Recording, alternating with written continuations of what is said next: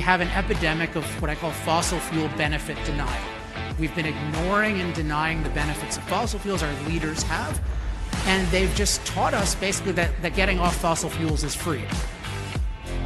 I think it's an obvious thing if you frame it correctly, and that these net zero policies will lead to mass suffering and death. And should not, I don't think the idea of net zero by 2050 should be discussed by civilized people, and you'll see why.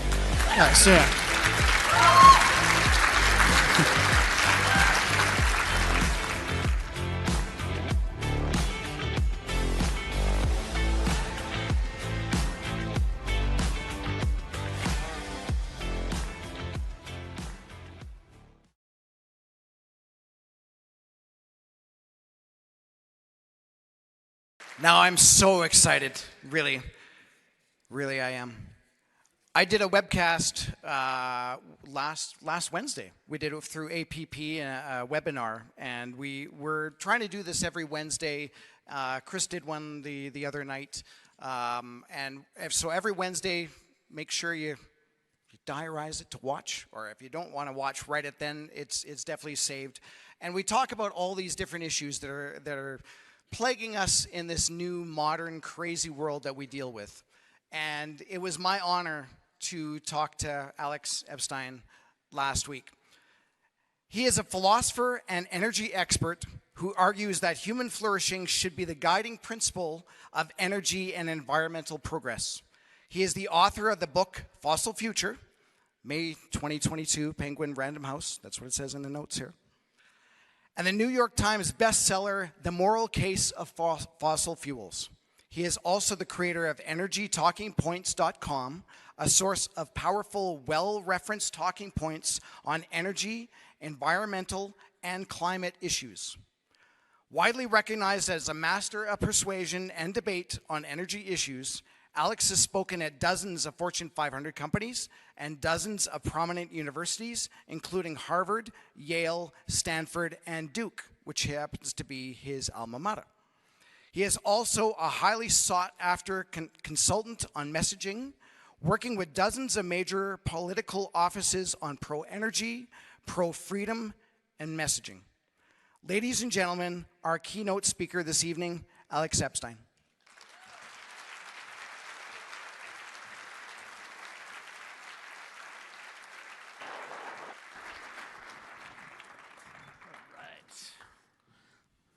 All right, let's test. How's the volume in the back? I was hearing huge complaints earlier, so I want to make good over there, good over there. All right, let me know if it changed. We might have some, conflicts of different ages here, so we'll see how we're gonna resolve these. All right, are you guys happy now? Are you guys happy? Okay, and everyone else is happy? Okay, so good. All right, good. All right, so I'm going to start out, I have two questions. And I can guess the answer to the first, but I just want to make sure. And then the second I'm very curious about. So the first question, just raise your hand if you consider yourself an enthusiastic advocate of Canadian oil and gas. Okay, so this is probably the highest concentration of people I've ever spoken to. That would say, even I've spoken to a lot of oil companies, but I don't think the concentration is nearly that high. Okay. So here's the next question, which is on a scale of -5 to 5, how good is the Canadian oil and gas industry at changing public opinion? Okay, so on a scale of -5 to 5, how good is the Canadian oil and gas industry at changing public opinion? Now first, there's a question that you should ask before that, which is why -5 to 5? Why am I ranking this on a scale of -5 to 5? Because there's a very, very important reason, and it's why I actually rank all questions about communication on a scale of -5 to 5. Can anyone guess? Who said that? Is very smart. Wow, that was quick. Have you heard me say that before? No, but I made things worse. Oh, you've made things worse. Well, this is true. I think anyone who's ever been in a relationship knows that sometimes when you open your mouth, you can actually make things worse. And so when we're thinking about communication, it's very important because when you rank things 1 to 10, it can appear like, well, whatever I'm doing, it's positive, right? I get a 2, even that's something, but that's not actually how it works. Actually, the normal thing in communication is a 0, is you accomplish nothing. But it's very easy to make things worse. So I want people to be open to the possibility that maybe a lot of these efforts have made things worse. So what I'm going to do is I'm going to count down from 5. So 5 is going to be the peak. As like if the Canadian oil industry was like Steve Jobs with computing, okay, and then 0 is going to be nothing, and then -5, I have an example, but I don't know if it's going to resonate with this room. But in the US, it resonates. I use the example of Amber Heard. Does anyone know that example? Here, okay, some of you do, okay. So enough of you get that. Or if you don't know what that is, just imagine somebody who makes things much worse when they open their mouth. Oh, Trudeau? Well, he seems to keep getting elected, so he might not think he's making things worse. Okay, so 5. I'm going to count down. Just raise your hand where you identify. I'm guessing we're not going to get many 5s and 4s and 3s, but I just want to be sure. So 5, 4, 3, 2. Oh, we got a 2. All right. 1. Okay. 0. So this means everything has amounted to nothing so far. Okay. -1. -2. -3. -4. -5.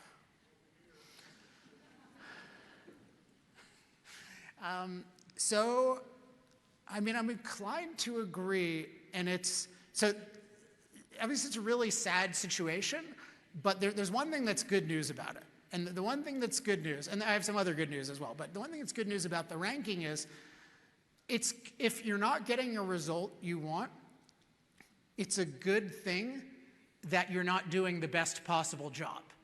Because imagine if the Canadian oil and gas industry and its supporters had been 5s, and this was the state of Canadian oil and gas.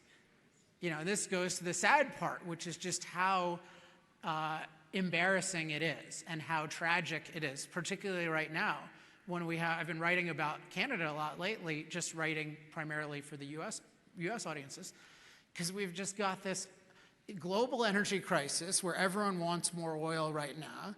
And we've got this allied country, speaking as an American, we've got this allied country that has this obvious giant deposit of oil that genius has figured out how to harness cost effectively, and you're not using it anywhere near its potential because your leaders are not willing to transport it to markets that want it.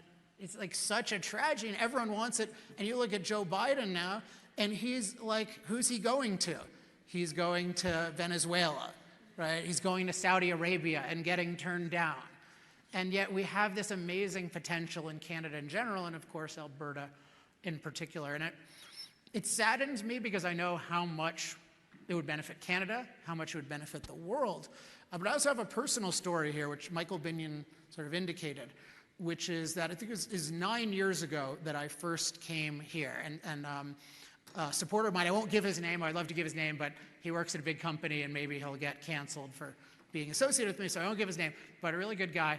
And he saw my ideas very early. This was before the book, The Moral Case for Fossil Fuels, came out, before almost anyone knew me. But he thought there was promise in my approach, and he brought me into Canada, and I specifically spoke with a bunch of leaders, including Michael Binion. So I think I met Michael on my first or second day here, and we had a long conversation.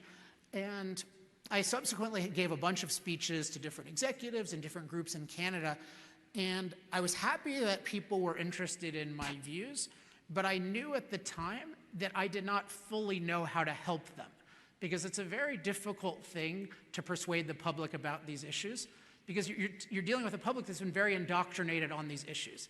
And why would you expect the oil and gas industry to be amazing at persuasion? That's not what they're amazing at. They're amazing at production, not persuasion. I knew that there was a role for somebody who could think really clearly, but more importantly, explain and persuade really clearly on these issues.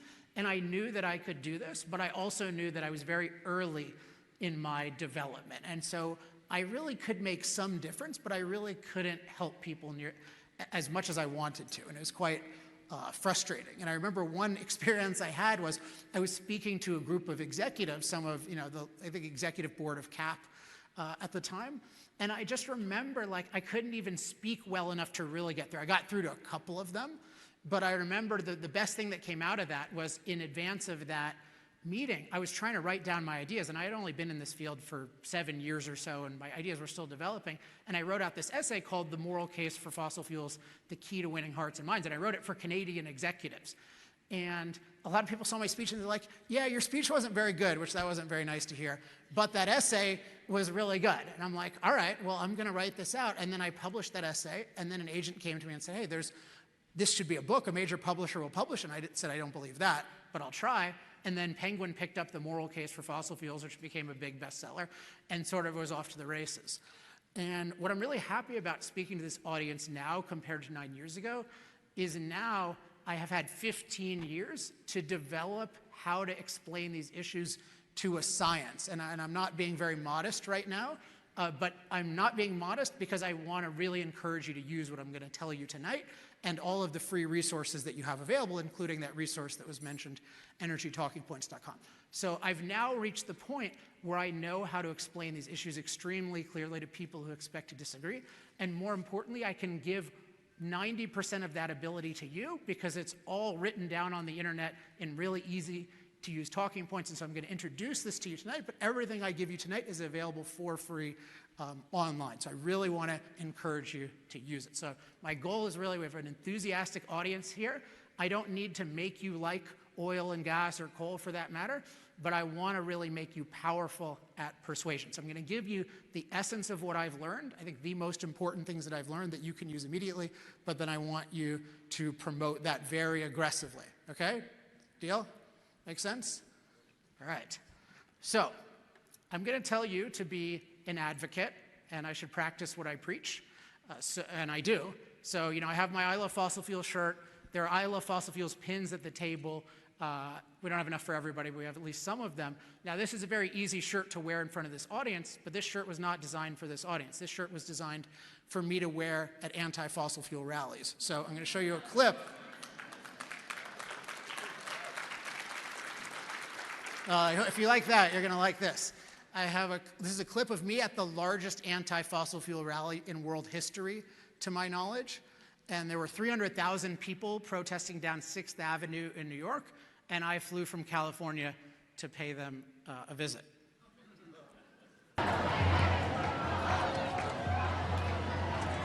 Do you hear what they're saying? Hey, hey, ho, ho, fossil fuels have got to go. I have a very different opinion on the matter. Let's go see if we can engage. Can we just go stand in the middle?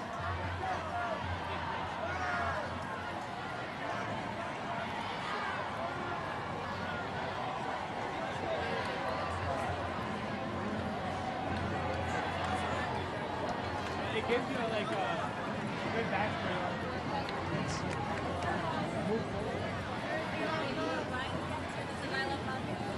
So you can see that backdrop, and so I spent hours there. We have an hour of footage, and I don't know if you saw the slide, but I really want to encourage you to take advantage of it. So just all it says is, to get this and other resources, email resources@alexepstein.com. So I want to basically you to remember two things tonight: resources@alexepstein.com. That's how to get a whole bunch of resources for free, and then one of the ones I'll promote is energytalkingpoints.com. But resources@alexepstein.com, that's your key to a lot of the stuff, including the hour of footage, which has some really interesting kinds of interactions. So I do practice what I preach, but also I want to stress that people often ask, how do you do stuff like that? Like, why do you do stuff like that? How do you have the courage? And part of it is like, I don't know, I'm a black belt in Brazilian Jiu-Jitsu, so I'm a little bit comfortable with those kinds of situations. But, I can't even beat up 3 people realistically, or even 2. So New York was more civilized back then. It's a little more dangerous now. But I think the main thing is that I actually do not experience it as courage. Because in my mind, it is so obvious that the world needs more fossil fuels, and that the anti-fossil fuel movement is a movement that, to the extent it's successful, will prematurely end millions or billions of lives. That's so clear to me that it just seems crazy not to stand up when people are saying it. I mean, an analogy would be, I think most people... Thank you. I think an analogy that people might be able to relate to is, sort of imagine that today where we're much more individualistic, at least in terms of issues of skin color. So the level of racism is, much, much lower than it was 50 years ago. If you sort of woke up in a place and people are just using racial slurs all over the place and saying we should have segregation, I think most people would just say, this is insane. You cannot do this. You wouldn't just sit idly by and let it happen. And that's what I feel like with energy. To me, that moral clarity is that high. And this is a controversial thing to say, but I think the industry hasn't stood up because it doesn't fully have the moral clarity that it's in the right. But good news, that clarity is possible, and you're going to get a lot of it tonight. But I think that's the root of it. And this goes to what I think is the most important thing for understanding this issue and explaining this issue, and really why I have become the leading person in the world championing fossil fuels, certainly one of them. And that is my background. So when people see me at a protest like this, they'll assume things like, oh, the fossil fuel industry must have discovered you and groomed you into this fossil fuel champion. That must have been what happened. And I didn't even know anyone in the fossil fuel industry, let alone have any financial relationship when I came up with my ideas. In fact, when I first came up with my ideas, I'm in California, I tried to visit some local refineries, and none of them would let me in because they didn't think it was possible for somebody to be pro-fossil fuels, so they thought I was an eco-terrorist who wanted to sabotage them. Finally, of all places, BP let me in, but it was a really hard struggle. So that's not it, and nor did I grow up. I didn't grow up in Calgary, as you can probably guess. I didn't grow up in Kentucky or West Virginia or Houston or Midland, Texas, or any other pro-fossil fuel place. I grew up in Chevy Chase, Maryland, which is a suburb of Washington, D.C., which you may or may not know is not super pro-fossil fuels, probably kind of like Ottawa.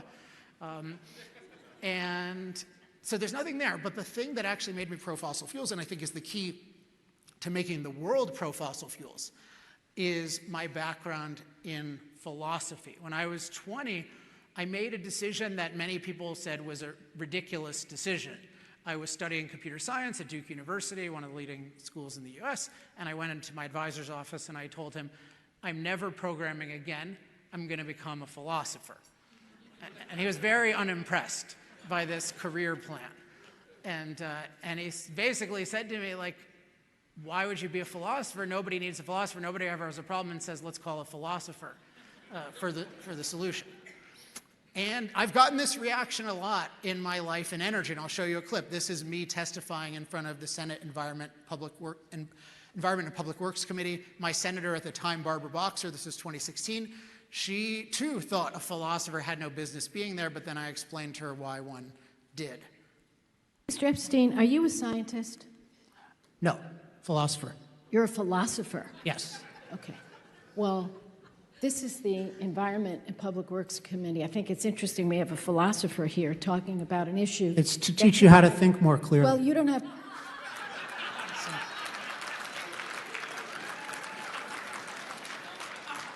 So that actually wasn't planned. And that really just occurred to me because that's really what philosophy does, and that's what's needed. I'll explain this a lot in a second.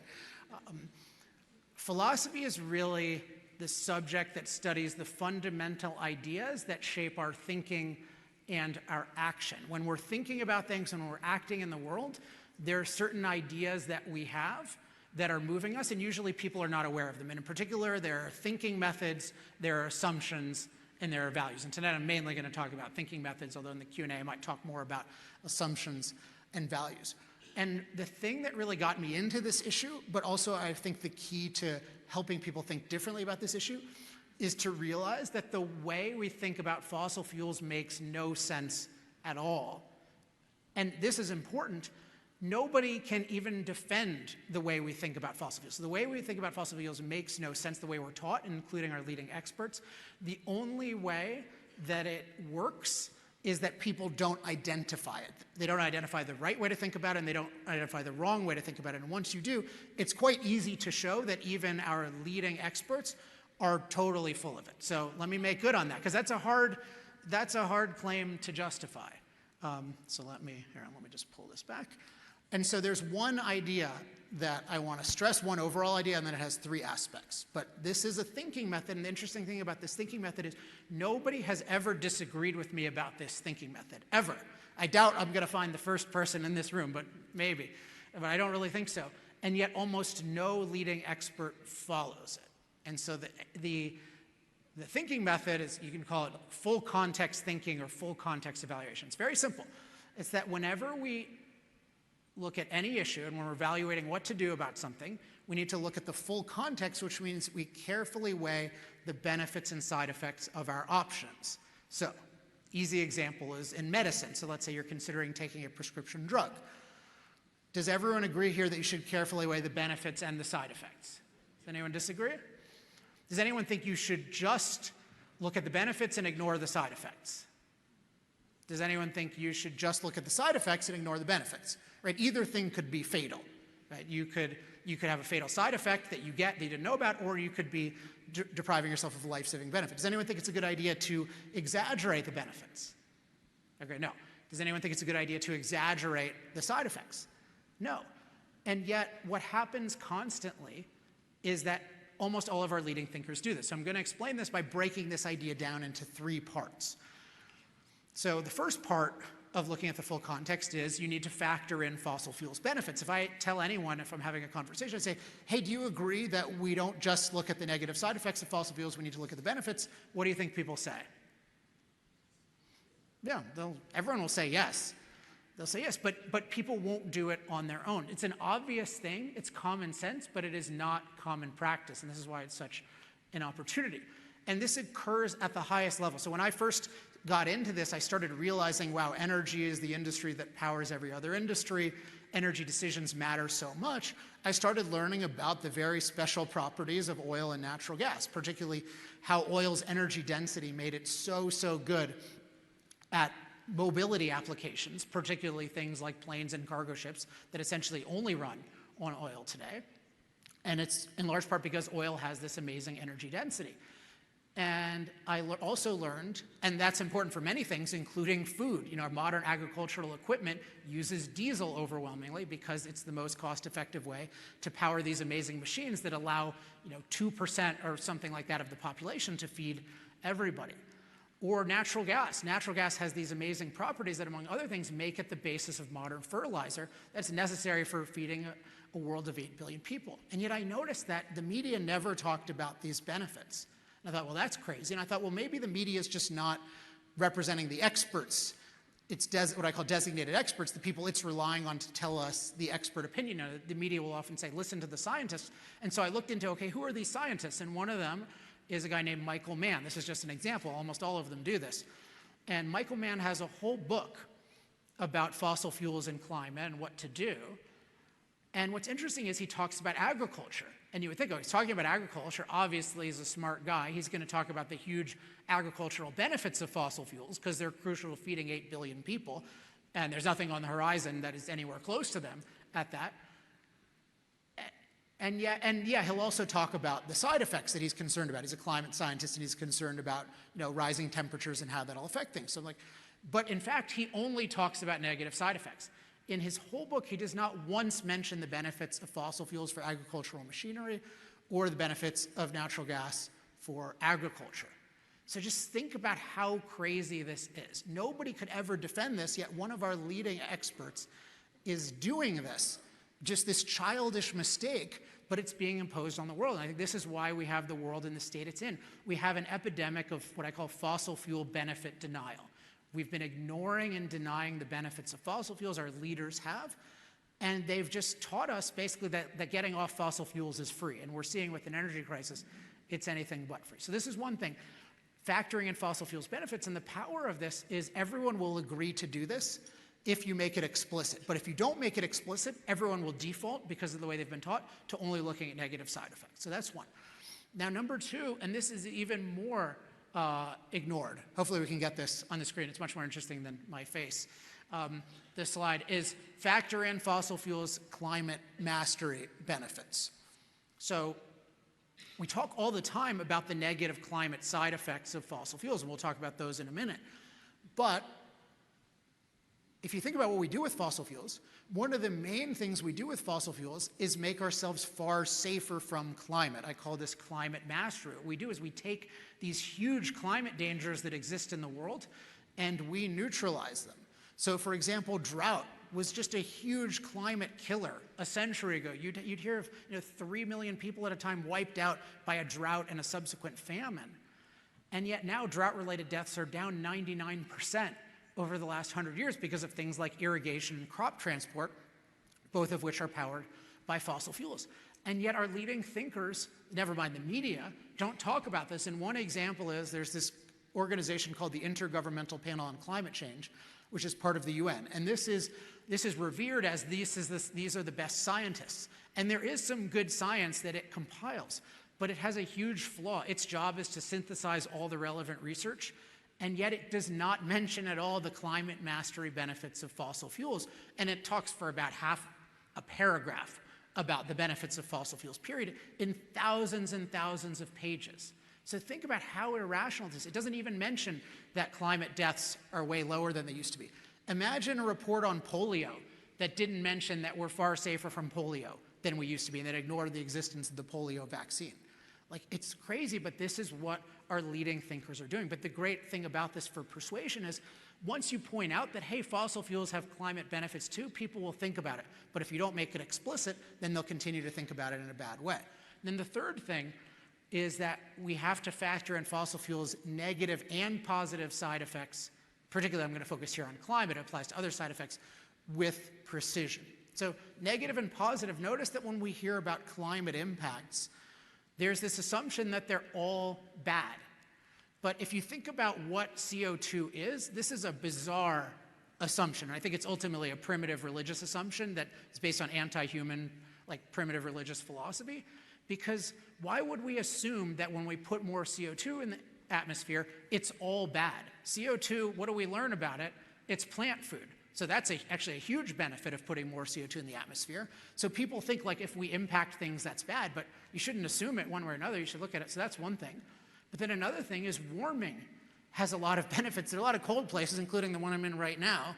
And we'll talk about later, there are far more cold-related deaths than heat-related deaths in the world. So what I'm pointing out here is not that fossil fuels don't have negative climate impacts, but that our leading thinkers and institutions are not even considering positives, which again shows a bias. Notice we have a bias to ignore the benefits of fossil fuels, the climate mastery benefits, and any positive climate side effects. The other thing is the issue of precision. I've noticed that our leading thinkers will so often, and particularly the people communicating to the general public, will talk about climate science in a way that is not at all representative of the scientific literature. So for example, Al Gore, in his movie An Inconvenient Truth, which was just spread everywhere, I mean, so many school children in the United States got exposed to this thing, he portrays sea level rises as 20 feet in the near future. That's the portrayal. It's like all the ice sheets can make. That is not in the literature anywhere. As we'll see, the extreme projections are 3 feet in 100 years. So think about how sloppy that is to equate 20 feet in a few decades with 3 feet in 100 years. And again, that's extreme. So what I've seen is, what we can see is there are these 3 principles that everyone will agree with and that almost nobody follows. And this is actually very powerful because the key is making the principles explicit. Before you jump in to all the facts and arguments and this kind of thing, you want to frame your communications, including your conversations, with an agreement on our thinking method. And basically the question is, do you agree that we should carefully weigh the benefits and side effects of fossil fuels? And I use this everywhere. If you look at my presentations, I use them everywhere because it's so true and it's so powerful. Because once you get people to agree with a way of thinking, then their minds are open and they will actually think in a much better way. By the way, the way to do this is not to tell everyone that you're thinking about it wrong, particularly in a conversation. It's getting agreement to think about it in a way that you both agree with. So I'm stressing this so much because it's the key to thinking about it and persuading. And it's this thing I want everyone to do, because if everyone did it, I believe everyone would come to more or less the same conclusion.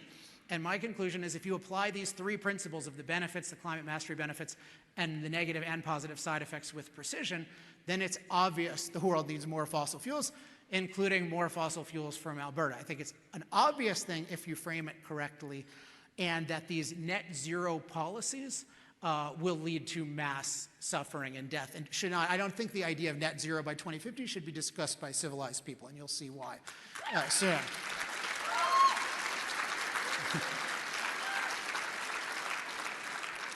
So now that we have these three principles, and I encourage you to use these in conversation, what I'm going to do is share what I think are the 10 most important facts for getting the full context about fossil fuels. And I'm calling them 10 undeniable facts because these are all based on mainstream sources. They're very, very hard to argue with. Some of them nobody argues with, and yet the general public doesn't know them because the general public is not taught to think about the full context. So many of the climate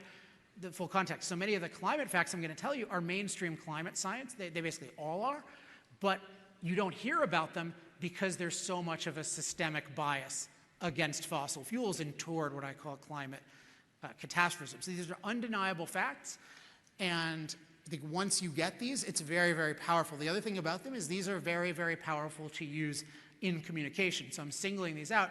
I'm really going to encourage you to use these facts, and as I said, all of these are available. Just email resources@alexepstein.com, or you can also go to energytalkingpoints.com. So none of this stuff is, like, I love speaking to groups, but I'm not one of these speakers who just tells you my inside secrets if you pay me a bunch of money, and then I'm not going to tell the rest of the world. Like, everything I tell you tonight, more or less, I hope you're happy to be here after this, like, I share on Twitter for free. Like, I'm in the business, I'm trying to persuade the whole world, and I'm trying to give you guys material, and somebody asked me, can I put your material on my website? Yeah, copy anything you want on your website. I want everyone to use these arguments. Okay, so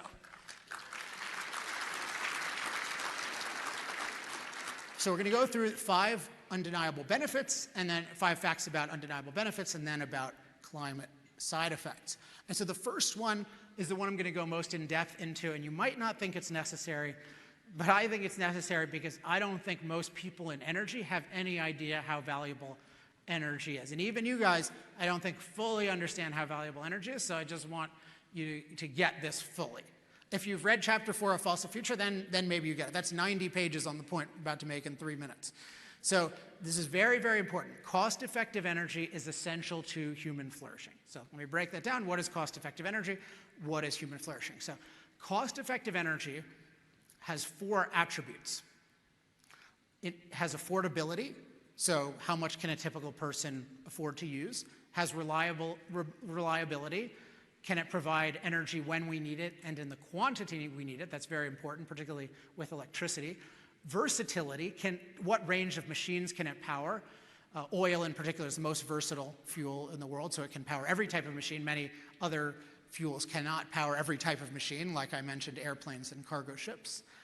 And then there's scalability. To what extent can it provide energy on a scale of billions of people in thousands of places? And my argument is the more cost-effective energy is, so the more affordable, reliable, versatile, scalable it is, the more we have what I call human flourishing. So what is human flourishing? Well, to flourish means to live to your highest potential. So human flourishing means a state where human beings are living more and more to their potential, including they're having longer lives, healthier lives, safer lives, more opportunity, more fulfillment, at least the opportunity for fulfillment. And I think it's impossible to capture perfectly, but one good way of capturing human flourishing is what these statistics I have up here. And I call these the human flourishing hockey stick. So ignore the CO2 one for a second, we'll come back to that. But life expectancy, like human beings cannot be flourishing if they're dying at 30, and yet this was the normal condition for, unlimited years, thousands of years in this chart, but going back way before that. And yet 200 years ago, that starts to go, I know this metaphor will work really well here, like a hockey stick, right? In America, some people don't even know what a hockey stick is. I should say in the US, some people don't know what a hockey stick is. So you have that hockey stick. And then income, so GDP per person. So this shows how much does the average person have in the way of resources, which is crucial to flourishing in terms of, like, if you don't have enough resources, you can either not eat or you can just barely do anything. You don't have much opportunity in the world. That's why, it's Alberta Prosperity Project. It's about having sufficient material resources where you actually have the opportunity to have a really good life. And what we see with those is they follow the same hockey stick. And then we see population. Well, that makes sense because when people are actually living a long time and being prosperous, there's not going to be this massive die-off of people. And so the world population is growing. Can we put up this slide one more time?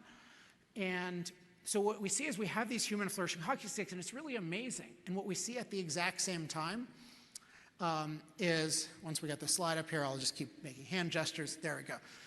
Now, CO2 is interesting because we're taught that CO2 makes the planet unlivable. This is the idea, that people are concerned about, CO2 is making things worse. And yet what we see, interestingly, is that CO2 perfectly correlates with the planet becoming far more livable for human beings. Now, you should say, correlation does not necessarily mean causation, but sometimes correlation does reflect causation, and this is one of those times. So in this case, it's not the CO2 that's doing all the good work. It's the energy that came with the CO2. CO2 is a great proxy for how much energy we're using, since most of our energy, historically and today, comes from using fossil fuels. And so you have these hockey sticks, and my argument is these are very causal. So it's that the cost-effective energy we've gotten from fossil fuels is essential to human flourishing. And I explain this in 90 pages in chapter 4 of my book, but the basic idea is pretty simple, which is that when human beings live in nature, it's not good for human flourishing because the planet is very inhospitable in its natural state. It's very deficient of resources, and it's very dangerous in terms of a lot of threats. And the way human beings can overcome the inhospitability of nature is through productive activity. We need to produce value. We need to produce factories and farms and shelter and food and clothing, et cetera, that nature will not produce for us, and we need to produce protection against all of nature's many threats. The problem is that we are a very weak species, which means we have a very limited ability to produce. When we get all these modern miracles that Michael Binion is talking about, where do they come from? They come from using machines to produce value for us. That's really the key jump to prosperity, is where instead of using manual labor, we use machine labor. But we can only use machine labor to the extent that it is cost effective. An example I use, now some of you this won't apply to, but I call this the private jet problem. So has anyone here ever flown on a private jet? No, you don't need to raise your hand, but some of you probably have. A lot of you probably haven't. I have, but it was not my jet. I got to ride on one with Alex Trebek once, which was pretty damn cool, I have to say. It's the thing with a private jet is amazing. Like, most of us would take a private jet if we could have one, but a private jet costs so much. It's not cost effective for a typical person. Well, throughout most of history, all machines were like a private jet, or most machines were like a private jet. In some places in the world, a washing machine is like a private jet. It's not cost effective for a typical person. But the more cost effective we make energy, the more cost effective it is to have machines produce value for us. And this is really what the fossil fuel industry has done. It's made energy so cost effective that we can use machines to produce almost anything for us. And that, the typical Canadian, typical American has machines do 75 times more work than our physical bodies. And that's why we have such a standard of living. So it's so important to recognize that what cost-effective energy does is it empowers us to use machines to become productive and prosperous. And the more cost-effective energy is, the more value we can produce using machines, and the less cost-effective energy is, the less value we can produce using machines. Now, I have one bonus question, and again, this is by far the longest elaboration I'll give on a fact. And this is for, I have 2 copies of Fossil Future. I've been harassed all night. Why didn't you bring copies of Fossil Future? I'm sorry. I did not bring them, but I have 2 for lucky winners, and I will sign them. And this is one of the opportunities to win one. You can also just order them at fossilfuture.com, although they won't be signed, but still encourage you to order them. Okay, so the question is, how do you address this counter-argument? So the counter-argument people will give is, okay, Alex, this is ridiculous. You're crediting fossil fuels for the world being so livable? No, that's not from fossil fuels. Look, it's from science and technology and sanitation and medical care, right? That's where the real gains come from, not fossil fuels. Like, fossil fuels are bad for our health, right? You hear these studies, so-called, that say fossil fuels take 5 years off our lives. So does anyone have a good answer to that, this argument? Like, is it really these other things and not fossil fuels? And by the way, there are 3 good answers to this, and there's one that I have a particular like for, so you only get the book if you get the one I really like. Yes? So fossil fuels are better for people's health because if we're using it, then poor countries don't have to rely on, coal or garbage or Okay, this is actually a fourth one. And this is a good one, but it's a good one to mention. So one thing is when people think about fossil fuels and the side effects of fossil fuels, what they don't look at are what did fossil fuels replace. This is particularly true with natural gas, which usually replaces dirtier fuels. But often when people aren't using fossil fuels, they're using wood and dung. And as we'll see, there's huge incidence of using those around the world. So when you move to cleaner fuels, all things being equal, it's better for your health. But there are three other ways in which, three counters to this argument. Anyone else? Chris? All of those things have advanced exponentially because of fossil fuels. How? Invention of plastics, more efficient use of the energy to do more work, more farming, everything, all sorts of pharmaceuticals, everything. All of those things are the foundation of fossil fuels. So great. So the good news is Chris got two of the answers. The bad news is he still didn't get the one that I really like. But they're really good. So it was great to meet Chris tonight.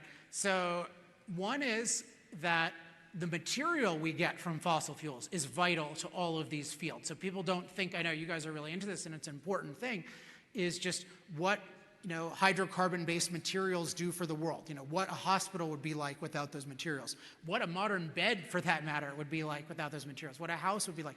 These are, the material world we live in is so amazing, and so much of it is based on hydrocarbon-based materials, including in science, technology, sanitation, medical care. And then the other thing, which Chris was getting at, is all of those fields are far more productive because they use machines powered by fossil fuels. Imagine modern medicine without machines, modern sanitation, modern science, modern technological advancement. Not the same. But there is a final thing that I think is the most important thing. This guy is really confident. Yes? I'd say it's because it frees up time for people to use their creative abilities and have time to develop that technology. Have you read my books? Oh, okay. Well, yeah, you win. Okay, that guy wins. So come and get a signed book if you don't have one already. Yeah, so what he said, I couldn't even give a better wording, so I'll probably butcher his wording, but the idea is that what using these fossil fuels to power machines to do our work for us does is it frees up human time. And that is really the key to the emergence and progress of all of these fields. Think about scientific progress. How many scientists we have? Yes, they use machines. Yes, they use fossil fuel materials. But the main thing they use is time freed up by fossil fuels, because we're not all in the fields anymore. We can have professional scientists and professional and medical professionals and professionals in sanitation and professional people in all sorts of technology. And so that's a huge, huge aspect, is it frees up the time for us to do these other fields and, crucially, to innovate in these fields. You get innovation when people have time to think. So there's this amazing, what I call virtuous circle of empowerment, where the more we use machines to benefit our lives and produce value for us, the more time we free up to think about how to be even more productive. And this is why for so long productivity was like this, because you could produce so little, you didn't even have time to think about how to become more productive. But once you start freeing up time with machine labor, then you have more time. Then you can think about how to make the engines more efficient and the energy more efficient, have new jobs and stuff. And so we just have this amazing progress, but it's all rooted in cost-effective energy. So, now one other thing that is crucial that I don't think people get is the relationship between cost-effective energy and environmental quality. People tend to think of it as, okay, energy is good, but it's not good for our environment, and so we want clean energy that harms our environment less. This is a really backwards way of thinking about it, because actually the main effect energy has on our environment is to make it far better. The natural environment is very dirty and it is very dangerous. And one of the big things we use energy for is to make it unnaturally clean. Think about modern water. The anti-fossil fuel people have this image of the world like it's naturally full of Perrier and Evian, and it's just spraying everywhere, and then the fossil fuel industry just contaminated it. But in reality, good drinking water is usually dirty, and it's usually distant. And so we have purification, powered mostly by fossil fuels, purification machines, and then pumping machines, mostly powered by fossil fuels. So energy, cost-effective energy, it's essential to human flourishing, and I argue it's really fundamental. The more cost-effective energy is, the more everything benefits, the more livable world, including the better environment. So That is the most important thing to get. Even if you're in energy, I don't think most people understand it. That's why I harp on it. So once we get this, the rest of it is actually pretty simple. So we're going to go through these pretty quickly. Billions of people lack cost-effective energy. So I've mentioned this is key to the livability of the world for billions of people, and yet billions of people lack it. This chart shows 1/3 of the world rather using wood and animal dung for their heating and cooking, which is not a good fuel, certainly compared to what we have. There are 6 billion people who use an amount of energy that everyone in this room would consider a total disaster if we had to use that much energy. There are 3 billion people who individually use less electricity than a typical American refrigerator.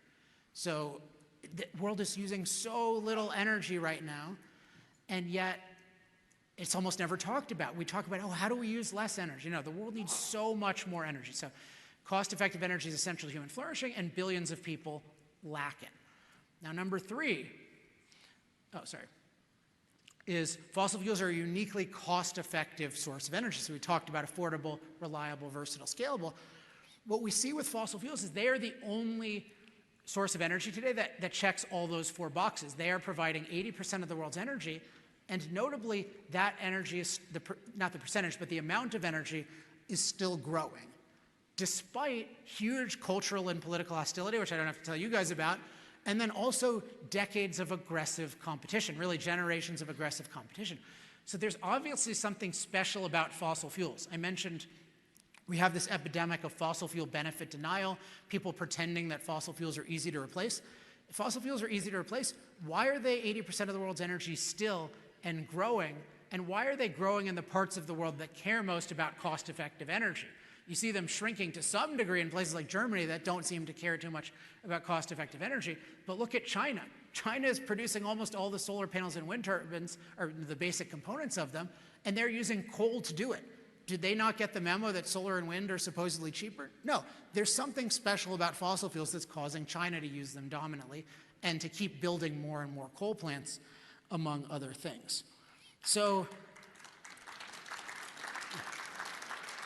we really have to recognize this, and it's really a crime that we don't talk about how important cost-effective energy is, how desperately needed it is, and how fossil fuels clearly are a unique source of it today. If you want to replace fossil fuels, at some point you need to acknowledge the reality that they are by far the best today. There's something very special. And I think I get into this a lot in Chapter 5 of Fossil Future, but just to give you an indication, there are 2 basic reasons for this. One is the nature of the materials, and then one is the nature of the industry. So the materials involved in fossil fuels, oil, coal, and gas, have these 3 attributes that are only shared by one other energy technology today, which is nuclear energy, which I'm also a huge fan of. And that is natural storage. So natural storage means that nature stored the energy for us, and we just have to release it. So all the leading forms of energy today are naturally stored energy. So oil, coal, gas, those are like natural batteries. Nuclear is like a natural battery. Even hydro is, because nature takes the water to the top of the river for us. Imagine if we had to take the water to the top of the river ourselves. It would be totally non-cost effective.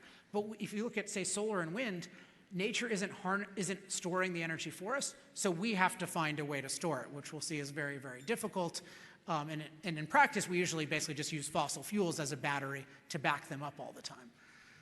So there's natural storage, there's natural concentration, storing a lot of energy in a small space and or in a small, small weight. So oil and coal, very small space and small weight. Natural gas, large space in its native state, but very small weight, and we can compress it and we can liquefy it, which is increasingly interesting in the world. And then natural abundance, they exist in huge quantities. So it's very hard to compete with a source of energy that has these attributes. Then the other thing that fossil fuels have that the nuclear industry unfortunately doesn't have is they have generations of innovation to make them cost effective. There's been a whole industry, which I know many of you are in, that has figured out with fossil fuels, hey, how do we make this cost effective for every machine for billions of people in thousands of places? That's really hard to do, and the fossil fuel industry has done it. The nuclear industry has not basically at all, and I think a lot of it is because of the green movement, which is a really terrible movement that has basically criminalized nuclear and prevented it from reaching its potential. I'm a huge advocate of nuclear, but we have to recognize that nuclear has been stunted to the point where it is generations away from doing what fossil fuels can do today in terms of the versatility and the scalability. So now people will say, oh wait, but aren't solar and wind rapidly replacing fossil fuels? And that brings us to fact 4, which is that unreliable solar and wind are failing to replace fossil fuels. So I will often just say unreliable solar and wind. I never say renewables. It is a ridiculous term for many, many reasons, including it usually excludes hydro. So how can you exclude hydro if you're for, quote, renewables? It really means solar and wind. And because those are unreliable, it should be called unreliables, which is the term I use that really pisses people off. But you guys probably don't mind pissing people off. And so what we have to recognize about the unreliables is the facts is that they are not actually replacing fossil fuels. More broadly, there is no energy transition, right? This is just the two dominant terms used to describe energy today both refer to things that do not exist. Energy transition and climate crisis. Neither of those is a real thing. I'll share climate crisis in a minute. All right, this guy's very excited. So energy transition, fossil fuels are growing. You're not transitioning away from something that's growing. What we have is an energy addition, but unfortunately, it's mostly not a market addition. It's mostly a forced addition. And if we look at solar and wind, what we find is they're almost exclusively used in places that subsidize, mandate, or otherwise prefer them. So that should be suspicious if we hear that they're cheaper. And then also, they tend to lead to higher prices where they're used, which is also a big flag. And then also they only provide electricity, or they partially provide electricity, which is 1/5 of the world's energy use. And so it's just a fact that they are not rapidly replacing fossil fuels, and certainly not in a market process. So there's a real question of why aren't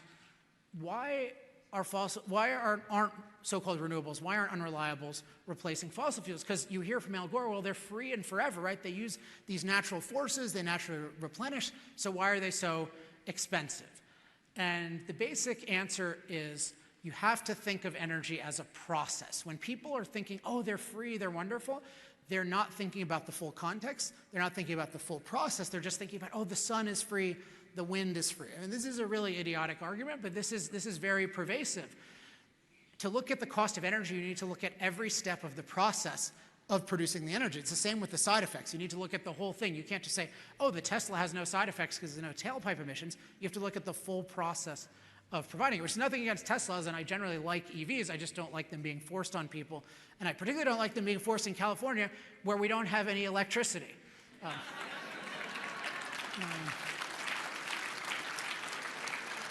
So when you look at the total process, then you see, wow, fossil fuels are really, really efficient. It's really hard to compete with them.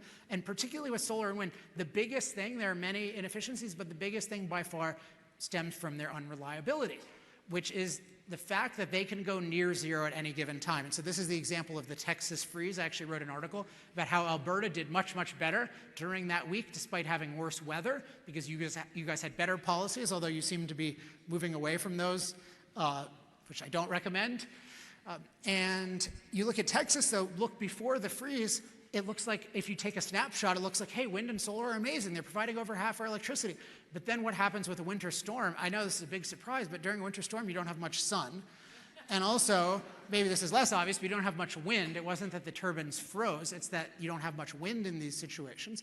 So electricity got to near zero. These things have a supposed capacity, which is a ridiculous term. It just means fantasy of how much they produce under ideal conditions. And they were at 1% of capacity / fantasy at one point. So that means they're basically zero.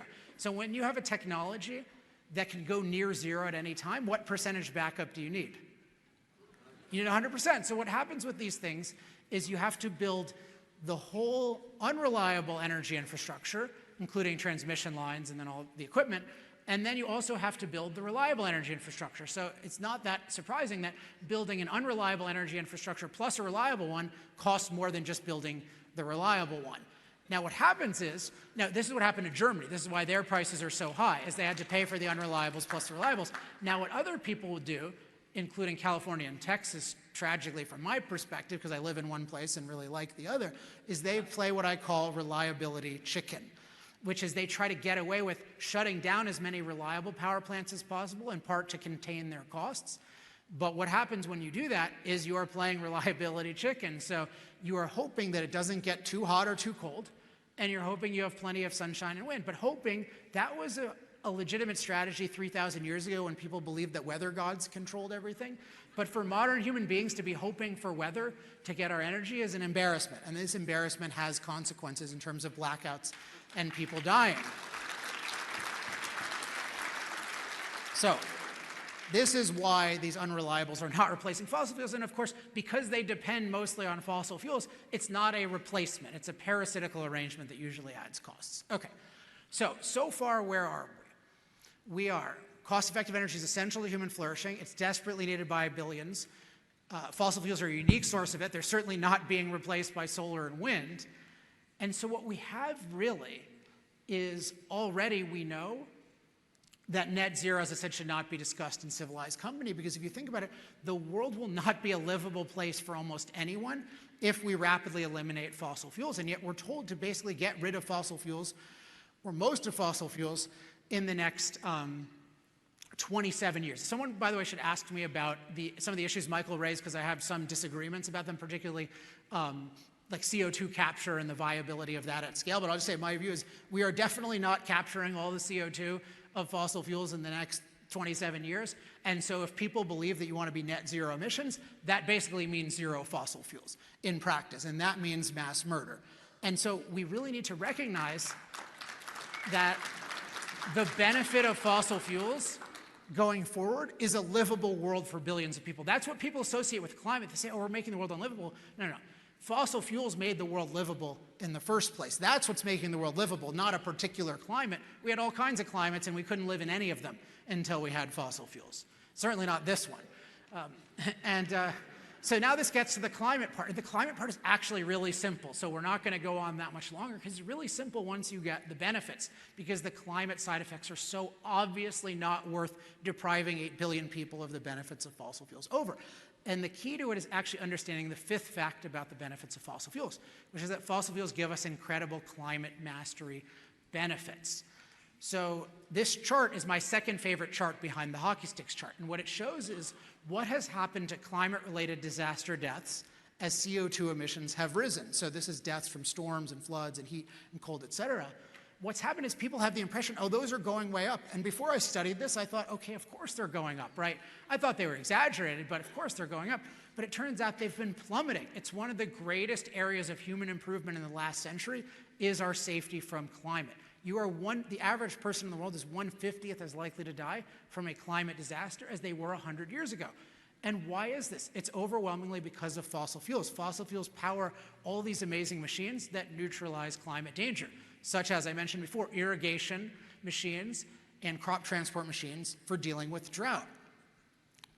Building machines to build these amazing sturdy buildings that protect us. Storm warning systems are all based on machines. Of course, heating and cooling, which in Europe they're starting to learn the value of those heating machines. In the winter, there are people in Germany who don't have hot water right now. Like that's a thing. In Spain this summer they said you can't go. I know you guys use Celsius, but I can't do the conversion off the top of my head. But you can't go less than 81 degrees Fahrenheit with your air conditioning. I mean, this is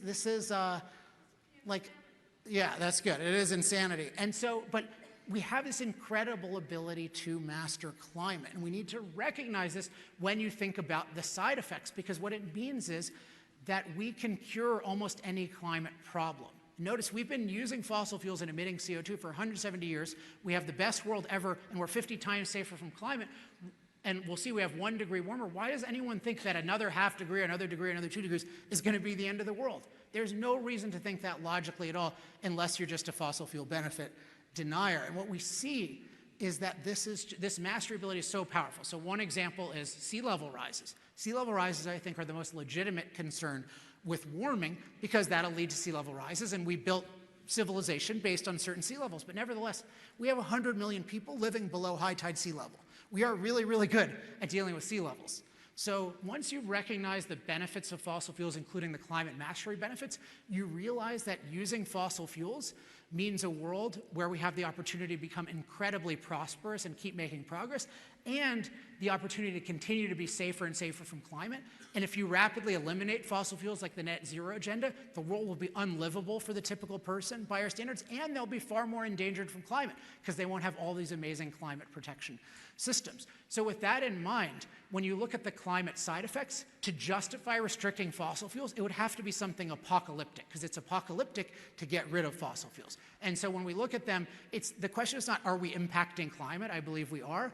It's not, is it causing any change? Is it causing an apocalypse that justifies a man-made apocalypse of depriving people of fossil fuels? And we'll see, this is very easy to answer. The answer is no. So I'm just going to run through these facts. These are all mainstream facts. And people think climate is the biggest issue here. No, the issue is once you get the benefits of fossil fuels and you think about this issue in a careful way, it's obvious that you should use more fossil fuels. So fact one is our CO2 emissions in the last 170 years, they correlate with warming, but it's 1 degree Celsius warming and significant greening. And if you look at the warming on a human scale, these are the ups and downs of New York, say, it is a very small amount of warming in terms of the human experience. Now people think, well, okay, it's gotten a little warmer, but if it gets any warmer, we're all going to fry, right? Because the world is too hot. Might not be as relatable here, but this is what people certainly think where I am in Southern California. But in fact, we have far more cold-related deaths than heat-related deaths, which means that for the foreseeable future, warming is expected to save more lives, warming on its own, let alone the fossil fuels, save more lives than it costs. And then people think, oh, well, but it's going to get totally unlivable at the equator, and people are going to die there, and that's unfair. But then you look at the third fact, and this is mainstream climate science. This is from President Biden's climate.gov website. So this is not a pro-fossil fuel place. But it shows warming is expected to occur in colder places, particularly northern latitudes, during colder seasons and at colder times. And so what this means is warming is going to occur in places where it's more beneficial for human beings. If it was concentrated at the equator, that would be a real issue. But it tends to be concentrated in places that generally would like it to be warmer. Okay, so that's undeniable fact 3. So we see we've got this warming. More warming would actually save more lives on its own. It's not going to burn up certain places. It's going to be more in cold places, et cetera. Also, in winter and at night. Then people think, okay, but we're going to reach a tipping point, it's going to go out of control. So maybe it's like this now, or at the beginning of an exponential curve. And in fact, we are not. All the climate models, including the extreme ones, acknowledge that. And I know some people are taking pictures of the slides, which you're more than welcome to do, but also if you just send me the resources at alexepstein.com or go to energytalkingpoints.com, all these things are up there. But if you look at this, what you can see is that even the extreme climate models say that rising CO2 has a diminishing warming effect, or technically a logarithmic effect, which basically means every new molecule of CO2 has less warming power than the last. So what this means is that warming over time is expected to level off whatever it is. It's not going to go out of control and the Earth is not going to burn. And this is consistent with the history of the Earth, where we've had much more CO2 in the atmosphere, far, far more than we could put in if we wanted to, if that was our goal, and yet the Earth did not burn up at all. It was a more tropical place.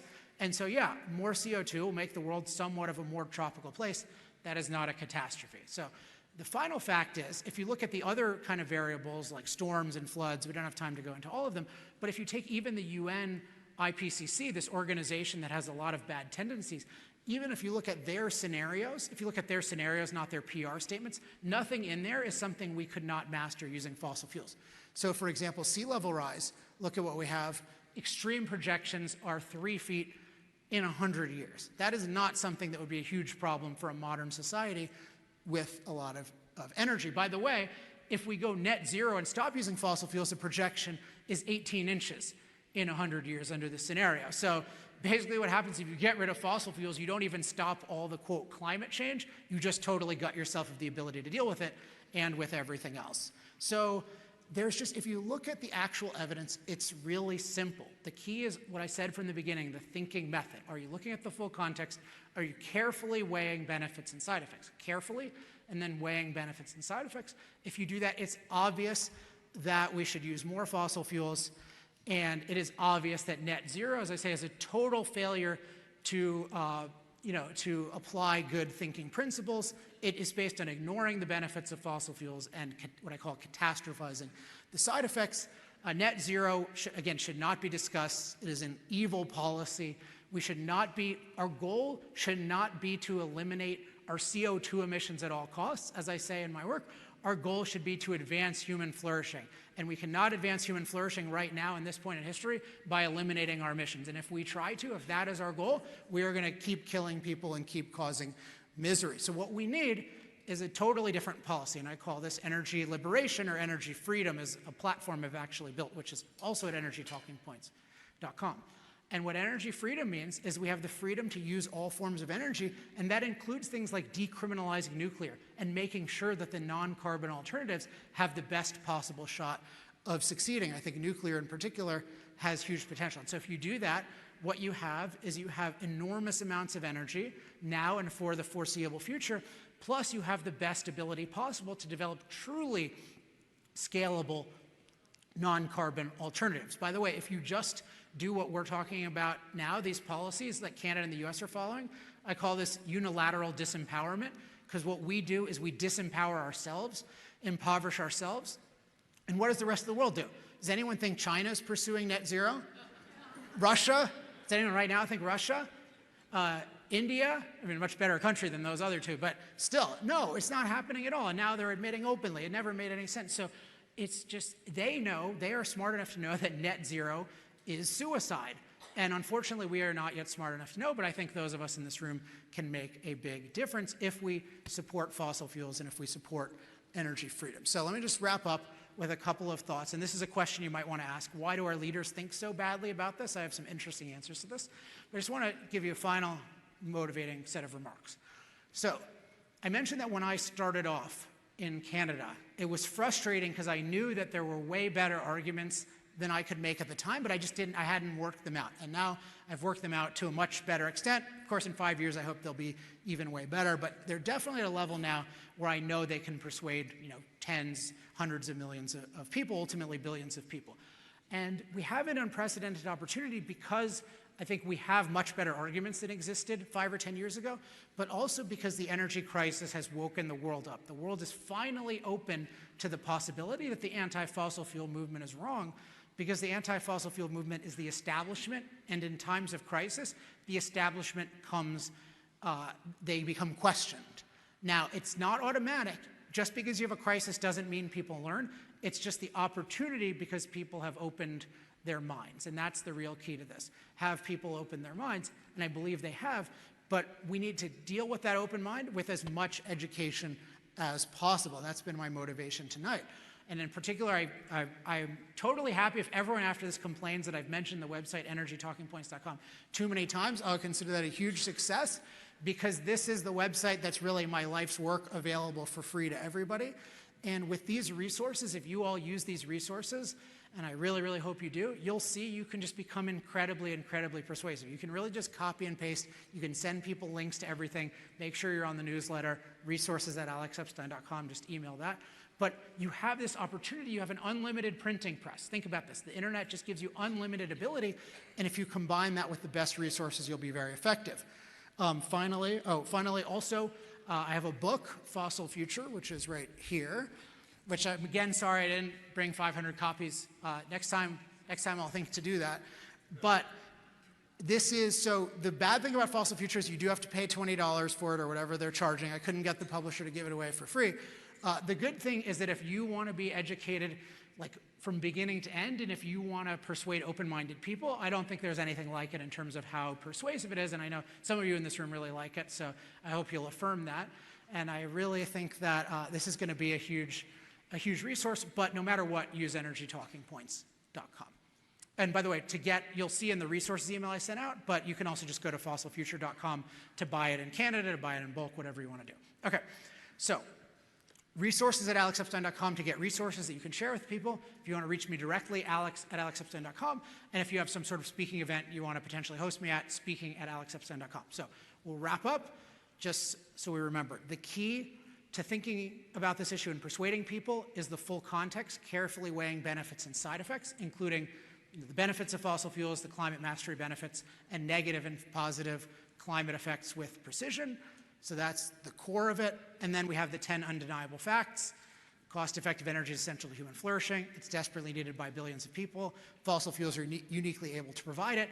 unreliable solar and wind are failing to replace fossil fuels, and fossil fuels give us an incredible climate mastery ability. And then in terms of the side effects, is that our emissions correlate with 1 degree C of warming and significant greening, that we have far more cold-related deaths than heat-related deaths, that warming occurs mostly in colder places at colder times during colder seasons, that the effect, the greenhouse effect is a diminishing effect, not an accelerating effect, and that even the catastrophe scenarios, so-called, can all be dealt with if we have cost-effective energy. So if you get those thinking methods, you get those points, I think you can be an incredible force for prosperity in Alberta and beyond. So good luck, and thank you very much.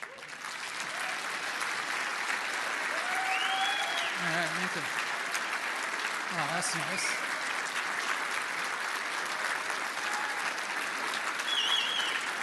Oh, thank you.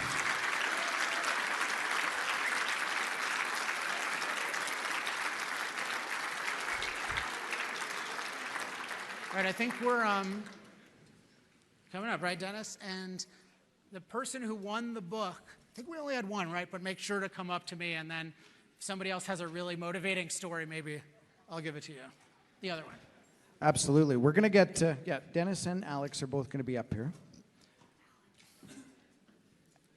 And I've got a few dozen questions. So remember I said at the beginning, you know, keep yourself watered and all that, because we're going to be here for another 18 hours. Remember that? No. We're not going to do that. We're going to do that. We're going to try and wrap this up in about half an hour or something like that. So thank you so much, Mr. Alex Epstein right there, people. Thank you. Did you want to ask? Thanks for sitting, everyone. Did you want to ask questions first? Well, I'll just start off. I know you got a bunch of questions. Alex, that was terrific. One of the things that I was thinking about listening to you is you've got something very important coming up in the U.S. in a few days, and that's your U.S. presidential election. How do you It's not the view... presidential, it's congressional election. The congressional election, yeah, excuse me, the midterm elections. How do you view the outcome of a Republican victory in the House and in the Senate in relation to energy security in North America? Is it, you guys can hear the lapel, right? So first of all, just thanks everyone for sitting. I know you guys are sitting a long time, and I'm a very bad sitter myself, so I really appreciate those of you who can sit that long, and I hope it was entertaining, and we'll try to make this entertaining too. So with the election, I mean, I wrote a thing on Twitter this week that went pretty viral about how the American energy crisis is mostly U.S. Democrats' fault.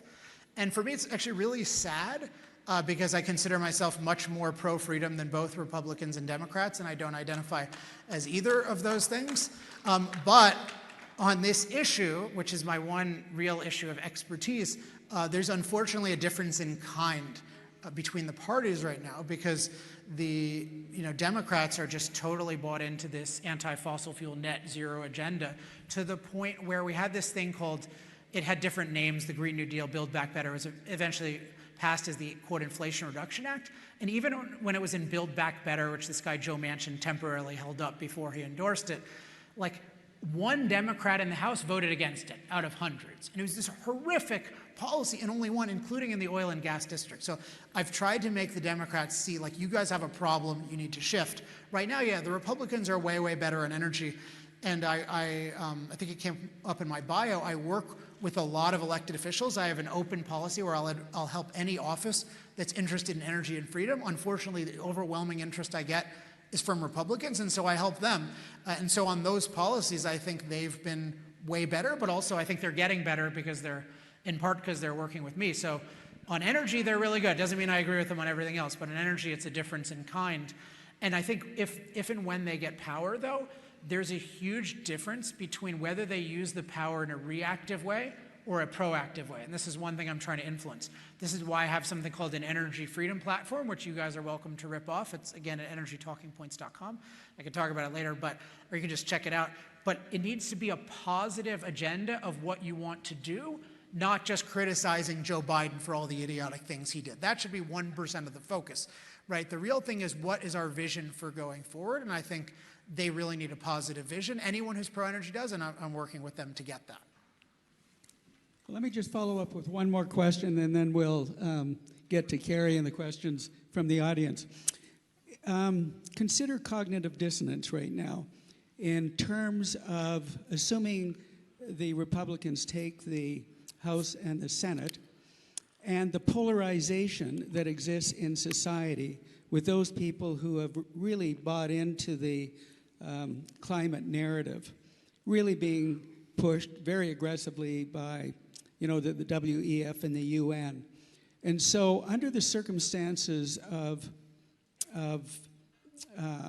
what may happen with the polarization of society and with the Republican victory and a reinvigoration of the hydrocarbon industry, do you see significant, perhaps militaristic or anarchy occurring in the United States? Because the United States is really the leader of the free world.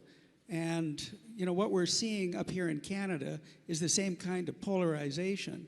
And it's so difficult to get over this issue of cognitive dissonance and the educational material. And you're absolutely right. What you're doing is brilliant. But do you see problems occurring with respect to the splitting of the U.S. in particular as a result of what may happen with the Republican victory on energy? In general, I'm not an expert on sort of the evolution of cultural dynamics, and there's always a danger of thinking that the present moment is uniquely bad, sometimes uniquely good as well, but I think uniquely bad. It does seem to be more, there seems to be more tribalism in the country and, different factions, and that can lead to violence. Definitely what I'm very confident in is that violence is much more normalized than it was before. You saw that footage of me was in 2014. I would seriously consider it whether I did it again in 2022, because we've had too many incidents in the US where the idea is that if you are mad or you think there's an injustice, it's okay to commit violence and you'll generally get approval. And so if it's like, hey, this guy's destroying the planet, we beat the crap out of him, but we're really angry about the planet, and there's a whole bunch of people who say, yeah, I understand, like that Alex Epstein, he wasn't that good, so he's in the hospital, or worse, it's no big deal. Like, there's that kind of thing, which is scary. I think the key thing that can be done, because it's a scary dynamic, is that if you're advocating a new position, it is very, very important to be able to articulate it to everyone very clearly. And I think this is one thing that didn't happen in the Trump administration. So in the Trump administration, Donald Trump, I had many issues with him, but he had an amazingly good energy policy. And he had many, many good people in positions of power. But there was not much of an attempt to articulate the reasoning for these positions to the American people. So it just came across as Trump did this for no reason. It was just Trump being Trump.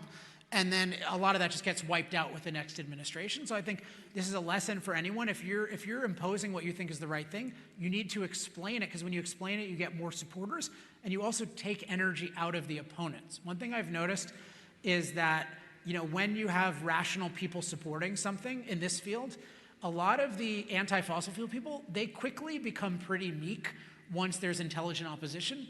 Because I talk about this in chapter 11, they've enjoyed what I call a moral monopoly, where if you're anti-fossil fuels, you get a halo over your head, and if you're pro-fossil fuels, you get devil horns, and it's just like a free pass to goodness to be anti-fossil fuels. And the more people who are thoughtful pro-fossil fuels, you no longer get that free pass, and a lot of these people they just want the free approval. But if you have a really intelligent argument, you take a lot of their energy away, and you take a lot of the public approval, and you're even seeing this with Just Stop Oil, the vandals, and you're seeing this with the activists. They're getting a lot less sympathy right now, and the more we clearly articulate our reasoning, they'll be even more marginalized, which they deserve to be totally marginalized. Absolutely. So the first question here, I think everyone knows the answer, so I'm going to get you to kind of help me out on here. Everyone in this room probably agrees with you. How do you plan on getting your message to those who aren't preaching to the converted? I think it's a .com. What is the name of that .com? There you go, energytalkingpoints.com. Yeah, well, I would also, so to just say that, let me take a poll.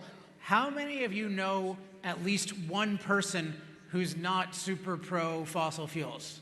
Can anyone raise your hand? If you don't, that's surprising.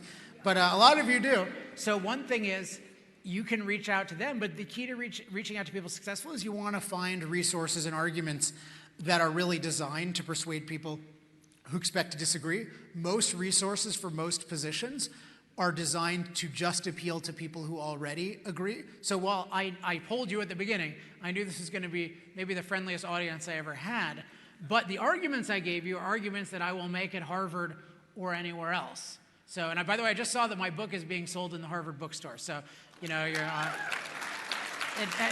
hasn't totally gone to waste. So yeah, and energytalkingpoints.com, as you said. What is driving this current way of thinking? Why the push to get away from fossil fuels, and who's pushing this message and why? So this is a big, this is basically the question I asked you to ask. This is a very big question.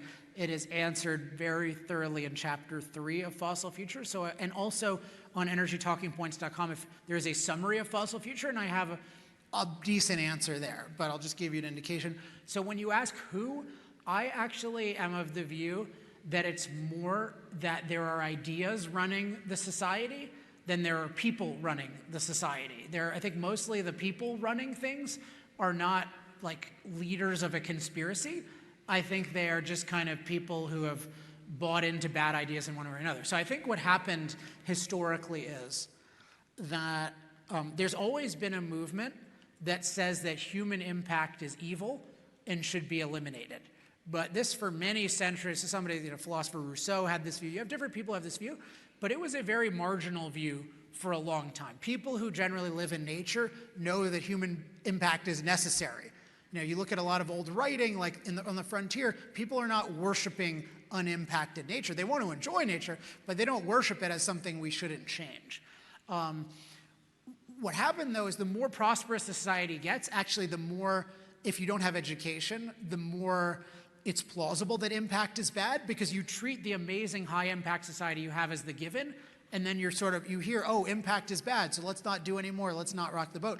But you don't realize that the whole reason you have this stable, amazing world, stable feeling world, is because you've impacted it so much. So there's what I call the anti-impact movement. And what really happened historically, and I think this is documented, is that the anti-capitalist movement in the 60s and 70s decided to have an anti-impact focus. And one of my favorite authors, Ayn Rand, has a really good book called The New Left, The Anti-Industrial Revolution, that documented this when it was happening. And they basically said, look, we can't really be pro-Soviet anymore. We don't have the Vietnam War anymore. Like, what's going to be our cause? And it was basically what they called the environment. And one of the advantages they had was that the pro-freedom people didn't have a good, positive environmental philosophy, and so people associated a bad environment with capitalism, even though capitalism leads to a good environment. So the anti-capitalist people kind of owned this issue of the environment, and they packaged together clean air and clean water with getting rid of all of our impact. And again, this is a big answer, but what they have, but once they decided to make it political, they put it in all the schools. So everyone in all the schools is learning that our impact is evil and it's self-destructive. The world is going to destroy us. And so this just saturates everyone for decades. I'm 42, certainly saturated my education even before.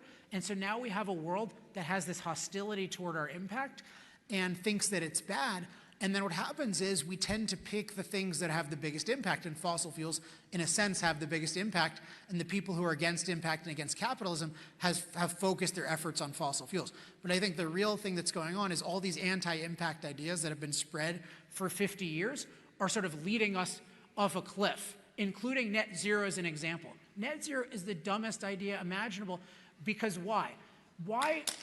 Don't clap yet. Let me explain. We are making our goal as a society to eliminate CO2 emissions at all costs. How does that make any sense? Does the UN have all these companies have net zero goals? Do they have energy abundance goals? Do they have freedom goals? Do they have prosperity goals? No, no, and no. Their number one goal of all the companies, all the institutions, all the governments that everyone agrees on as the top goal of civilization is don't impact climate by the year 2050. This is a pure example of anti-human impact thinking, that you think humans are evil and we shouldn't impact nature, and you're focused on this. We should be thinking about advancing human flourishing as much by 2050 through freedom and through fossil fuels. So this anti-human thinking about the world has just saturated so much. The good thing, though, is it's pretty easy to replace, because once you point out a pro-human way of thinking about the world and that this is anti-human, most people, when it comes down to it, are pro-human. So that's the long answer, but it's an even longer issue. Awesome. Well, we got rid of a few of these questions. Okay, I'll go. So that These will be was quick. awesome. Don't ask such good questions. Why are oil and gas companies not speaking out against net zero? What are they afraid of? That was a question from one of you out That's there. a good question. Well, so, I mean, the proximate thing they're afraid of is ESG, right? Because the ESG was this genius move by the anti-fossil fuel movement to impose policies that voters would never agree with via status-seeking corporations. And it was a masterstroke. I have to give them a lot of strategic credit, because voters didn't want net zero, but they could get not only Nike to do it, but Shell to say we should be net zero. They could get the oil companies to say net zero. So it was really, and what happens is then you get, once that saturated the investment world, a lot of companies feel like, understandably, like we can't raise money unless we're saying net zero. I think by far the better approach would have been to say, hey, look, if we care about emissions, it's like we believe that the only way to lower global emissions is to do so through making low carbon energy cost competitive. It does nothing to ruin Canada or ruin America when everyone else is going to be emitting CO2. So you could make that argument, but making a net zero commitment was very strategically bad, and it was very dishonest, because nobody is going to be, I'll challenge anyone on this, nobody is going to be truly net zero anytime soon. If you want to talk in a scalable way, yeah, a rich company like Salesforce can buy up a bunch of mangroves and claim that they bring in CO2, but there aren't enough mangroves or trees in the world to absorb the CO2. So these offset schemes are just doing non-scalable things. You're basically hoarding a limited supply of offsets and then putting a halo over your head.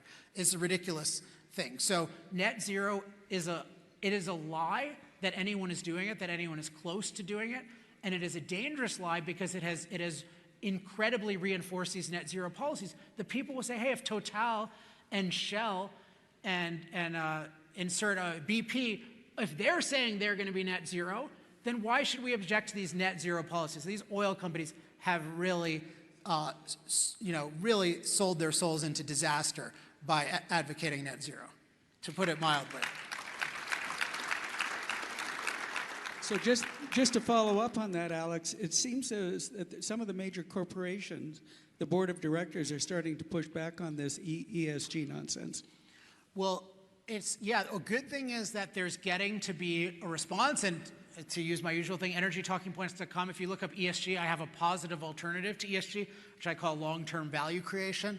There's also another positive alternative called excellence capitalism by a really interesting guy named Vivek Ramaswamy, who's done some really good work, and they have this new fund that's for excellence versus ESG.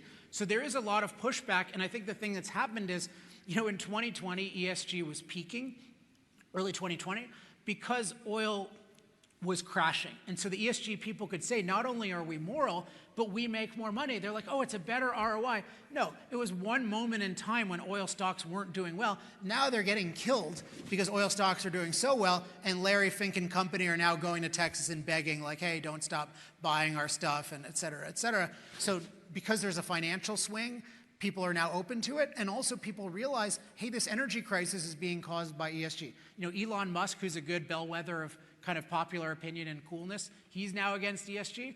So there's a good sign, but we just got to eradicate this thing. And again, there's a positive alternative, long-term value creation. But the idea of every business should follow standards set by the anti-capitalist UN, that idea should be purged. Peacefully, I should say. Purged intellectually, just so I don't get quoted out of context.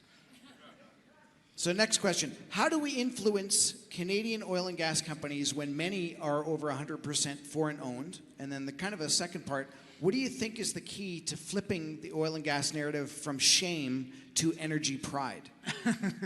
The shame is good. One thing I learned in Canada in particular, but I learned it with the US too, is, do you know that the number one trigger word for executives, the number one word they would say that clearly evoked negative emotion was apologize? Like, again, we got to stop apologizing. And I just realized, Sorry. Sorry. It's all sorry. Right, but not even in that cliche Canadian way, but just the broader apology. Maybe they're related, but this industry feeling like it's apologizing for its existence. So I really do think the key is the moral clarity that I've laid out tonight, and using these arguments, really using this case for a fossil future, because when it comes down to it, if you have enough moral clarity, you will not do the things that they're doing. And I think the best thing to do is, look, they have a hard job. It's not like, I don't want to just beat on them and act like it's an easy job. It's a hard job. As I said, these are companies that are not experts in persuasion. So what they tend to do is just do what will be liked. They tend to hire PR people, who are from Edelman or some other place that's mainstream. And the thing I say to them is, like, your PR person often, they're not even convinced that what you do is good. So how are they going to convince somebody else? So I would say, instead of hiring those people, go to a free website called energytalkingpoints.com, because I don't do consulting in this field anymore. No, and just copy those arguments or learn those arguments, and that's actually from somebody who himself is persuaded and has arguably persuaded more people on this issue than anyone in the world. So why not use that instead of these ridiculous arguments from people who don't agree with it themselves? So I think the core is the clarity that comes from the right arguments. I'm just going to keep saying that and then sharing it, because I know that it's powerful. I mean, one really cool thing. Have any of you heard of Yeonmi Park? Anyone in this room heard of her? Is amazing woman who came from North Korea and has this amazing story. I highly recommend watching her TED Talk. An hour before this, I just opened up and I was curious what was happening on Twitter, and she just posted the moral case for fossil fuels and fossil future, and was like, the world needs this more than ever. Somebody shared my message with Yeonmi Park, and who knows how many pro-freedom people are going to learn about it because of that. So sharing really good arguments is so powerful. Don't ever believe that it doesn't make a difference. Next question. Why the obsession with wind and solar, given they also have many negative side effects and are expensive? And second part, why does nuclear have a bad rap? Okay, this gives me an opportunity to give away the second book. But you cannot answer this if you've heard me answer it. But this is the key to understanding the answer to this question, is answering the question I'm going to ask. What is the only source of energy the green movement has consistently supported throughout its history? Wind and solar. Okay, wind and solar, no. What else? Wood chips? Tidal? Nope. Hydro. What? Nuclear? No. What's that? Bat power? Oh, manpower. That's funny. That is in a sense true. Anyone else? No. No. What? Hamster wheel. That's actually close. So I'm sorry nobody has gotten the answer. No. Human is the best answer I've heard so far. The answer is imaginary energy. No, I mean this literally. Because if you look at the history of the green movement, it is one instance after another of enthusiastically supporting energy that is not viable and then opposing it once it is viable. So there was support of nuclear until nuclear became practical. There was support of natural gas until that became scalable. Then it became called fracking. There was support of hydro, opposition to hydro. So why does the green movement only support imaginary energy? Because green is essentially anti-energy. Green means minimal or no impact. But the very nature of energy is it is literally work, force times distance, the capacity to do work. That literally means impacting nature. The more energy we use, the more we impact nature. So if you're against impacting nature, you will be against energy. They claim to be only against the side effects of energy, but actually they're at the core against the benefits of energy, because the benefits of energy allow humans to proliferate and prosper. And if you believe in getting rid of human impact, you do not want human beings to proliferate and prosper. Just like if somebody said to you, hey, I want to eliminate bear impact, you'd know that they want to kill the bears. And the same thing is true if you say, I want to eliminate human impact. So the reason that they support solar and wind is because they don't work. And the other reason they support them is because they don't think about them. They think of them as natural and non-impact. but actually in terms of the landscape, they have the greatest impact because they're dilute energy and they're unreliable. So that means you need a lot more material, plus you need all the backup from the reliable. So they actually have more impact, but people don't think about that. But if and when they become viable, the green movement will hate them and talk about all the impact they have. So you can't make terms with this movement. You can't act like, oh, the green energy movement just wants more energy that's cleaner. No, no, no, no. That's not what the movement wants. They want less energy and ultimately less humanity in the world. And so the key is to be, I talk about this in the book a lot, for human flourishing. So if you're for human flourishing, you want to maximize our positive impacts and minimize our negative or human harming impacts, but you do not want to be anti-impact. And one of my failures is so many executives, even who are fans of mine, still talk about like minimizing their impact. Please stop doing that. Talk about minimizing your negative impacts, but no self-respecting species wants to minimize its impact. Imagine a lion that wanted to minimize its impact. That would be a pitiful lion. Same deal for a human.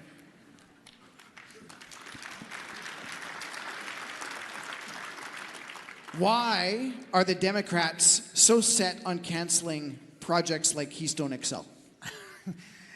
Well, I mean, so the thing is, when you have this idea that it's bad to impact the world in general, and then it's particularly bad to have CO2 emissions in particular, and you see that the world is not actually following this significantly. My view of the energy crisis is we've only followed the green energy agenda 1%, and it's caused a crisis. No, we haven't even reduced fossil fuel use in the world. They're trying to get rid of it in 27 years. We haven't even reduced it, but just by slowing the growth, we caused a global energy crisis where, you know, Europe is now afraid of winter, like it's Game of Thrones or something like that, right? This is so embarrassing, but what happens is, so the people aren't actually supporting the net zero agenda, really, but the activists, what they see is they want to attack fossil fuels in any way they can. And what they found is that attacking pipelines was a fairly effective thing to do because you can stand in front of them, you can be an activist about them. And the lack of confidence of both Canada and the US has been really bad on this issue. But they're basically just kind of mindlessly attacking anything they can think of. And if you make arguments to them like, well, it'll actually reduce emissions more to have the pipeline because we won't put it on a truck and stuff, but you're still conceding that our goal should be to eliminate emissions, and they can say, no, no, wait, if you don't build the pipeline, then you'll produce less oil. And guess what? They were right. They were right. So it wasn't a good argument. They actually, in a sense, did reduce CO2 emissions by shutting down the pipeline. So pipeline is amazing because it's the most cost-effective, clean, and safe way to transport, you know, many forms of energy. But I want to just caution against buying it. We want to reframe it in terms of, you know, we want to advance human flourishing on Earth. Our goal should not be to minimize human impact on Earth. And do not justify your existence and your policies by how much they reduce emissions. That is a big mistake. And nothing, by the way, everything the oil and gas industry is going to do, I love the oil and gas industry and the coal industry for that matter, but make no mistake, you guys are increasing emissions in the world. That is what is going to happen if we continue to use oil and gas and people continue to flourish. That is going to happen. Now you can say, oh, we're going to emit less because it's going to replace coal, but really the world needs way more energy. So we're going to use, hopefully, if we want to flourish, more coal and more gas. So I highly, highly caution against justifying yourself in terms of we're getting rid of emissions. What you can say is, look, we're exploring innovations that reduce emissions. I think nuclear is the most promising thing there. But to say like we're going to be net zero or the reason we're good is because we're lowering emissions, I think that's not true, and I think people won't be very persuaded by it. So this one is kind of an amalgamation of a bunch of questions. And so here in Alberta, we are heavily mandated by government, federal government, let me say, more so in terms of oil and gas. Yeah.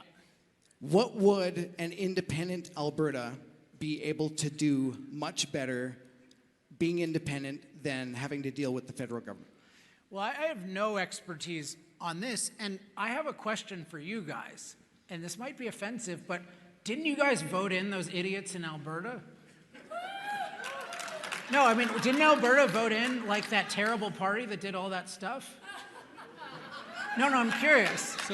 So Alex, Mahatma Gandhi once said, if you elect a fool as your leader, then you are well represented. So there were some people who foolishly did that. Yeah, so I think the key is with, and so I'm not at all an expert in Canadian politics and don't have strong positions here. I mean, I'm very sympathetic to the Canadian government is, at the moment at least, absolutely horrific and tyrannical in many ways, and including in energy. And what they are mandating is absolutely suicidal and incredible that it can continue in a global energy crisis where we're seeing exactly the consequences of this. So I think people should do whatever they can to try to overcome this. But I do think that, let's just say, even in Alberta, you really need and I think you guys recognize this, you really need the educational effort. It's certainly not just the people within these borders are automatically going to make amazing energy decisions. That doesn't seem to have been borne out by reality, although on average they're probably going to make a lot better energy decisions than Canada as a whole, I would guess. Can you please come to Canada more frequently to do cross-country speaking tours, especially in central Canada?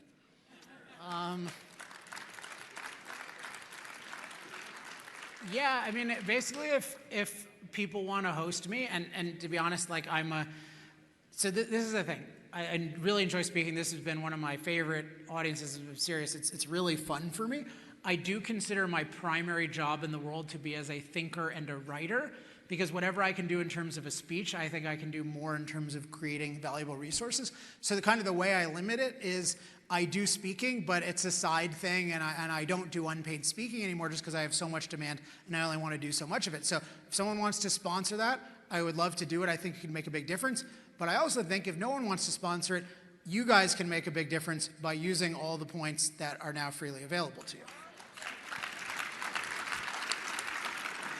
Yeah. I'm going to get Dr. Dennis Modry here to wrap things up a little bit here. Well, ladies and gentlemen, this has been quite the evening. You know, I always used to say, and I still do, if I learn one new thing a day, it's a great day. And I tell you, I think you and we've learned many things this evening. Thanks very much, Alex. It's been absolutely fantastic. And you know, we have a little bit of a gift for you. You know, you're into education, we're into education, and we got a hat and a shirt from the Alberta Prosperity Project, and I hope you wear it from time to time. I thought it was going to be one of the big hats. Thank you. Thank you. And in closing, ladies and gentlemen, I'm not going to keep you, but I'd like you to very seriously consider that what we are doing with the Alberta Prosperity Project very much aligns with Alex's educational program that he has embarked on, and I am a subscriber to Energy Talking Points. I hope you will also become a subscriber, and at the same time, I hope you'll consider seriously becoming a member of the Alberta Prosperity Project and consider very much helping us save this amazing province, save our energy industries, and help us to get to the amazing prosperity that this province can have with the right governance and the right policies. So thank you very much. Thank you, Alex, and I hope you have a wonderful trip home. Thank you. Thank you. Thank you. Dr. Dennis Modry and Alex Epstein right here, people. Thank you. As Dennis said, please do become a member. Please volunteer. We can always use more volunteers. It takes such a group of people to put an event on like this. And if you enjoyed the event tonight, please tell your friends, and they will tell 2 friends, and so on and so on, and then we can all have good hair. I just thought I'd let you know that we are opening the bar. That's the most important thing to me right now. Opening the bar, mix and mingle, stick around, talk to people. Alex is going to be here for a little while too. So thank you very, very much on behalf of Alberta Prosperity Project. Good night.